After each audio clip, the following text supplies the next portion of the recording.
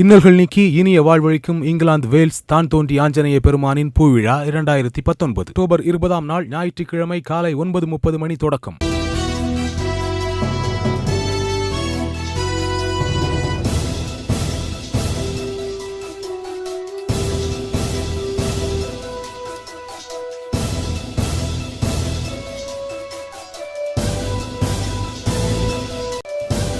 சஜித்திற்கு இன்ப அதிர்ச்சி கொடுத்த ரணில், தாயின் ஆசீர்வாதத்துடன் எழுச்சி ஆரம்பம்.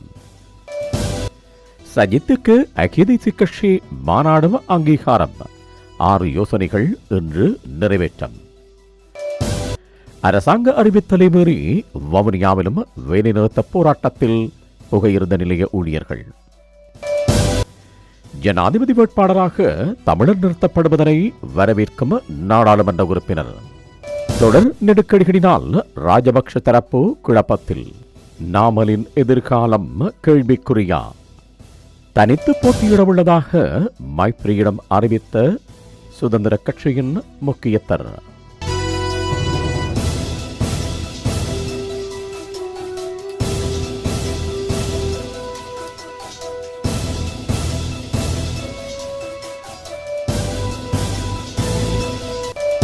சஜித் பிரேமதாசவின் தாயார் ஹேமா பிரேமதாச முன்னிலையில் பிரதமர் ரணில் விக்ரமசிங்க ஐக்கிய தேசிய கட்சியின் ஜனாதிபதி வேட்பாளராக அமைச்சர் சஜித் பிரேமதாசவை உத்தியோகபூர்வமாக அறிவித்துள்ளார். குடும்பத்துக்காக உள்ளரங்கில் இடம்பெற்ற ஐக்கிய தேசிய கட்சியின் விசேட மாநாட்டில் இந்த அறிவிப்பினை பிரதமர் வெளியிட்டார். சஜித் பிரேமதாசவின் தாயார் ஹேமா பிரேமதாசவை மேடைக்கு அழைத்துச் சென்று ஐக்கிய தேசிய கட்சியின் ஜனாதிபதி வேட்பாளராக சஜித்தை பிரதமர் ரணில் விக்ரமசிங்க அறிவித்துள்ளார். ஐக்கிய தேசிய கட்சி தலைமையிலான ஐக்கிய தேசிய முன்னணியின் ஜனாதிபதி வேட்பாளராக சஜித் பிரேமதாசவை களமிறக்குவதற்கு கட்சி மத்திய செயற்குழு எடுத்த முடிவுக்கு கட்சியின் சம்மேளனம் இன்று ஏகமனதாக அங்கீகாரம் வழங்கியது. ஐக்கிய தேசிய கட்சியின் விசேட சம்மேளன கட்சி தலைவரான பிரதமர் ரணில் விக்ரமசிங்க தலைமையில் கொழும்பு சுகததாச உள்ளரங்கில் இன்று அது நடைபெற்று வருகின்றது. இதன்போது சஜித் பெயரை முன்மொழிந்து அனுமதியை கோரினர். கட்சித் தலைவரான பிரதமர் ரணில் விக்ரமசிங்க இதற்கு ஏகமனதாக அங்கீகாரம் அளித்தார். அதிகாரத்தை பகிர்ந்தளித்தல், தேர்தல் முறையில் சீர்திருத்தம் செய்தல், பிரதமரின் இணக்கப்பாட்டுடன் அமுலாக்கம் நிறைவேற்று அதிகாரி ஜனாதிபதி போன்ற ஐக்கிய தேசிய கட்சி அரசாங்கத்தினால் ஆரம்பிக்கப்பட்ட அரசியலமைப்பு மறுசீரமைப்பு தொடர்ந்தும் முன்னெடுத்தல், கட்சித் தலைவர் பதவிக்கு பிரதமர் ரணில் விக்ரமசிங்கவை நியமிப்பதற்கு கட்சி செயற்குழு எடுத்த தீர்மானத்தை கட்சி மாநாடு மீண்டும் உறுதி செய்திருக்கின்றது என்பது உட்பட 6 யோசனைகள் ஐக்கிய தேசிய கட்சியின் மாநாட்டில் இன்று ஏகமனதாக நிறைவேற்றப்பட்டுள்ளன. முதலாவது பிரேரணையை கட்சித் தலைவர் முன்மொழிந்தார். அதனை தேசிய பட்டியல் எம்பி சுவாமிநாதன் வழிமொழிந்தார். ஏனையவற்றை கட்சி பொதுச் செயலாளர் முன்மொழிய அவற்றை சுவாமிநாதன் வழிமொழிந்தார். அரசாங்க அறிவித்தலை மீறி தொடர்ந்து புகையிரத ஊழியர்களின் வேலைநிறுத்தம் தொடர்ந்து வருகின்றது. இந்த நிலையில் குறித்த போராட்டத்துக்கு ஆதரவாக வவுனியாவிலும் போராட்டம் மேற்கொள்ளப்படுகின்றது. இதனால் பயணிகள் பெரும் சிரமங்களை எதிர்நோக்கியுள்ளதாக எமது செய்தியாளர் தெரிவித்தார். புகையிரத திணைக்களத்தின் ஊழியர்கள் சம்பள முரண்பாட்டை அடிப்படையாக கொண்டு கடந்த 25ஆம் தேதி நள்ளிரவு முதல் இந்த வேலைநிறுத்த போராட்டத்தை மேற்கொள்ள வருகின்றமை குறிப்பிடத்தக்கது. இதனால் புகையிரத பணியாளர்களும் இலங்கை போக்குவரத்து சபை மற்றும் தனியார் பேருந்துகளும் நாடி வருகின்றனர். ஜனாதிபதி வேட்பாளர் ஒருவரை நியமிப்பதற்கு மத தலைவர்கள் மறுப்பு, புத்திஜீவிகள் மேற்கொள்ளும் முயற்சி என வாழ்த்துக்களையும் ஆதரவையும் தெரிவித்துக் கொள்வதாக நாடாளுமன்ற உறுப்பினர் சார்ல்ஸ் நிர்மலநாதன் தெரிவித்துள்ளார். சார்ல்ஸ் நிர்மலநாதன் இன்று வெளியிட்டுள்ள அறிக்கையிலேயே இவ்வாறு கூறியுள்ளார். மத தலைவர்கள் மற்றும் தமிழ் புத்திஜீவிகள் இணைந்து வடக்கு மற்றும் கிழக்கு மக்களின் தனித்துவத்தை காக்கவும் தமிழ் மக்களின் உரிமைகளை தொடர்ந்து பேரினவாத அரசுகளினால் புறக்கணிக்கப்பட்டு வருவதனை ஆணித்தரமாக சர்வதேசத்திற்கும் சிங்கள தேசத்திற்கும் செயற்படுத்த வேண்டிய கட்டாயத்திற்கு நாம் தள்ளப்பட்டுள்ளோம். இம்முறை நடக்க இருக்கும் ஜனாதிபதி தேர்தலில் தமிழ் வேட்பாளரை களமிறக்க வேண்டும் என்ற நோக்கத்தில் மத தலைவர்கள் மற்றும் தமிழ் புத்திஜீவிகள் எடுக்கும் முயற்சிகளுக்கு எனது ஆதரவையும் வாழ்த்துக்களையும் தெரிவித்துக் கொள்கின்றேன்.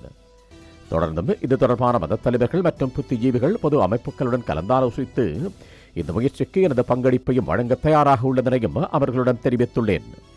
வடக்கு மற்றும் கிழக்கு மாகாணங்களில் உள்ள மக்கள் அரசியல் கட்சிகள் பேதமின்றி ஒற்றுமையாக ஒரு நடுநிலையான ஒருவரை தெரிவு செய்ய வேண்டிய தேவையுள்ளது. நான் ஒருவரின் பெயரை சிபார்சு செய்துள்ளேன். அவர் தமிழீழ விடுதலை புலிகளுடன் நீண்ட காலம் பணியாற்றி வரும் தமிழ் தேசிய கூட்டமைப்பின் உருவாக்கத்தில் தேசிய தலைவருடன் நீண்ட காலம் பயணித்து வரும், அதனால் சிறைவாசம் அனுபவித்து தற்போது சமூகத்தில் இணைந்து வாழ்ந்து வரும், இந்த போராட்டத்தை நன்கு உணர்ந்து வரும், முன்முகடியிலும் தேர்ச்சி பெற்றவரும் ஆளுமைமிக்க ஒருவரைத்தான் மத தலைவர்களிடம் இனம் காட்டியுள்ளேன். இது தொடர்பாக அவர்கள் பரிசீலிப்பதாக என்னிடம் தெரிவித்துள்ளனர்.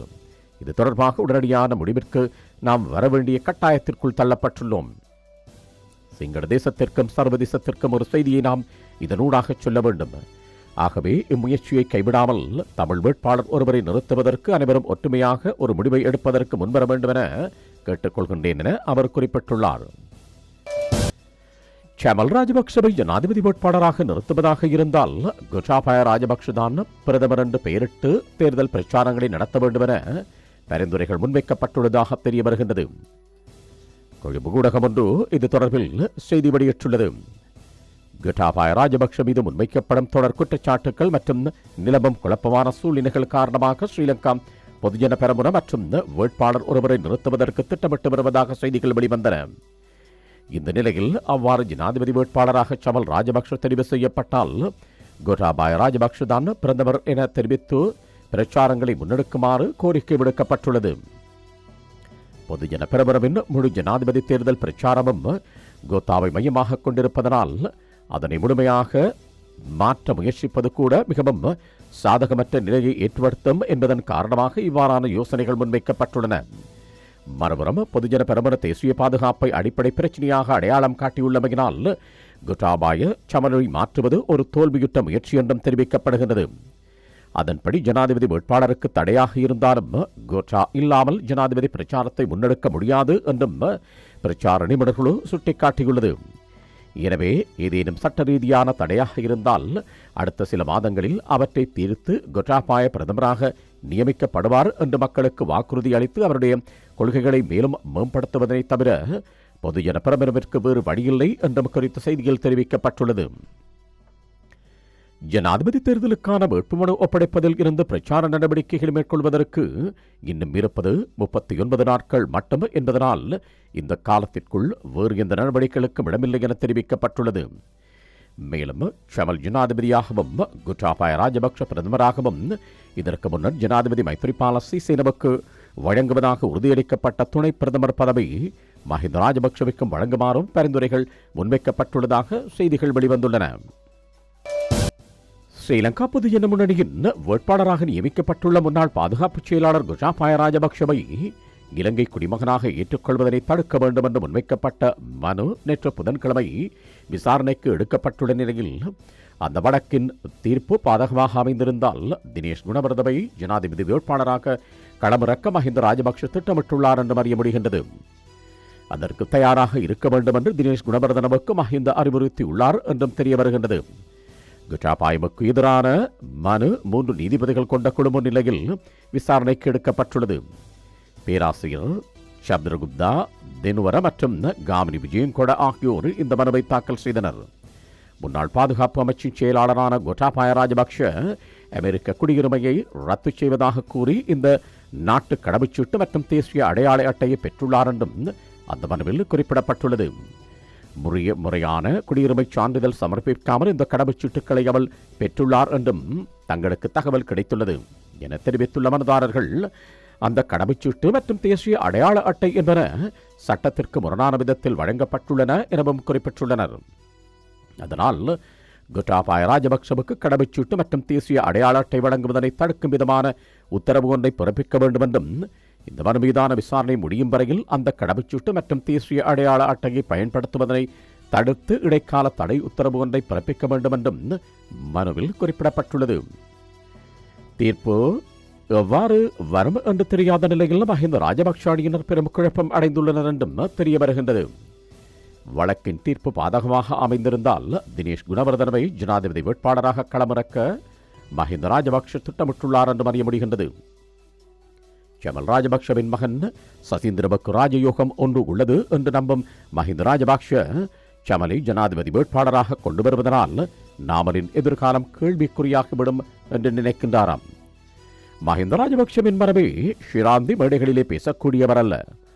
பெசில் ராஜபக்ஷவும் அமெரிக்க குடியுரிமையை கொண்டிருந்தவர் என்பதனால் மஹிந்த ராஜபக்ஷ தினேஷ் குணவர்தனவை களப்பிலே இறக்க திட்டமிட்டுள்ளார் என்றும் கூறப்படுகின்றது.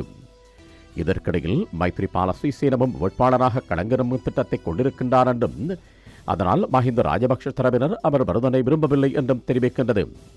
வாசுதேவ நாணயக்கார கட்சியின் முக்கியஸ்தர்கள் பலரின் ஆதரவு தினேஷ் குணவர்தனவுக்கு உள்ளதனால் அவரை களமிறக்குவது சிறந்தது என்றும் மஹிந்த ராஜபக்ஷ சிந்திக்கின்றார் என்றும் கூறப்படுகிறது.